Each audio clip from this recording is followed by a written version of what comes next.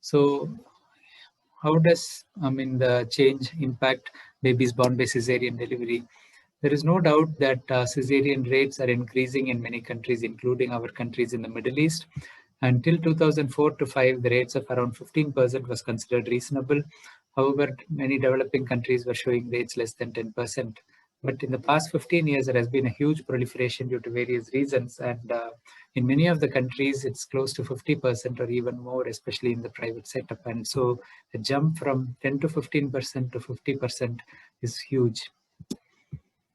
What are the negative effects of a cesarean delivery on the infant? We may have short and long-term effects. The maternal pain and discomfort after the surgical procedure may affect the bonding.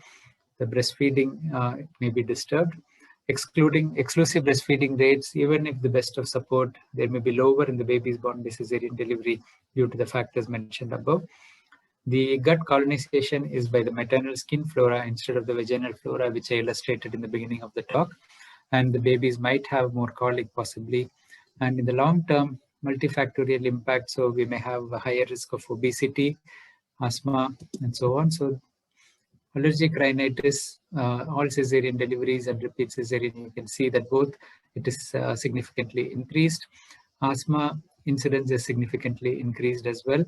Celiac disease, diabetes mellitus type 1, gastroenteritis and asthma. These are all above 1, the confidence interval. So they are significantly increased. And other studies have shown an impact on obesity as well, being about 30% more in infants born by cesarean. So you can already see type 1 diabetes and obesity. So you have a higher risk of syndrome X as well. So what could be the reason? The bacterial baptism of vaginal birth is bypassed in cesarean delivery. So the baby goes through the mother's gut flora that is following by the fetus as they are delivering. The liquor is contaminated by the vaginal bacteria, and the baby gets it into the gut already, and these get a foothold before any other bacteria can get into the baby's surface.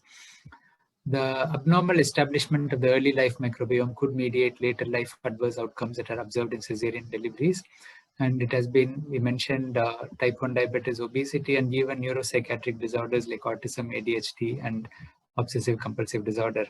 These are only associations, and further studies are needed to look at possible causality. People started thinking about vaginal seeding, and Dominique Bello was in the pilot study demonstrated that vaginal seeding could successfully colonize C-section babies with vaginal bacteria, and the bacterial flora in the gut may mimic the mother's vaginal flora. So 2 minutes after birth, the cesarean delivery babies were swabbed with vaginal fluid over their entire bodies. And similar to the spontaneous vaginal delivery, the gut, oral cavity, and skin were enriched with the vaginal microbes, and these babies were studied for 30 days. It was only a small number of 4 babies. And this shows that the flora did change. However, the long-term impact is not known. Whether there is a risk of infection, especially if mother is colonized with GBS, and we don't know about this as well. Vaginal seeding, however, is only one component. I mean, the cesarean delivery also has some other reasons for the disadvantage. So, for example, the indication for the cesarean delivery might be something related to maternal health, like PAH, for example. The elective cesarean has a different implication because the hormonal and cytokine changes that are associated with labor may be needed to stimulate some of the changes after birth that happens in the baby, and that may be one reason why we get more TTN, because hormonal changes is less and the lung fluid resorption has not started. Intrapartum antibiotic absorption administration is obviously more with cesarean, and that could impact the gut colonization as well. Absence of labor for the factors mentioned above, and differences in the breastfeeding behavior again is more likely to be difficult in cesarean, and that could impact on the long-term outcome as well. Maternal obesity may predispose you to need cesarean, and premature babies are more likely to come out by cesarean as well. So there are many factors. So by changing one aspect, we cannot say the long-term outcome will change. However, this is one area to look at, whether we can reduce cesarean in the first place. That's the best effect. So this is just to illustrate what we discussed already. So if you have altered gut microbiota, you have the GI dysfunction, the leaky gut, the cytokines reach the blood-brain barrier permeability, neuroinflammation leading to abnormal brain development and cognitive and behavioral, as well as autism and similar effects. We could have impaired immunity, We could have dysregulated systemic immune system leading to allergy and autoimmunity, and we could have the prenatal stress, which could lead to this contribution as well, and the long-term effects on the metabolic disorders. So the gut microbiota is capable of modulating the brain development, but the critical time window is not clear. It's likely to be early.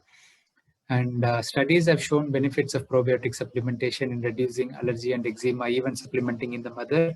And we have to look at probiotic supplementation in the critical period using the appropriate probiotic could help, similar to the practice of vaginal seeding. So these are options that we have.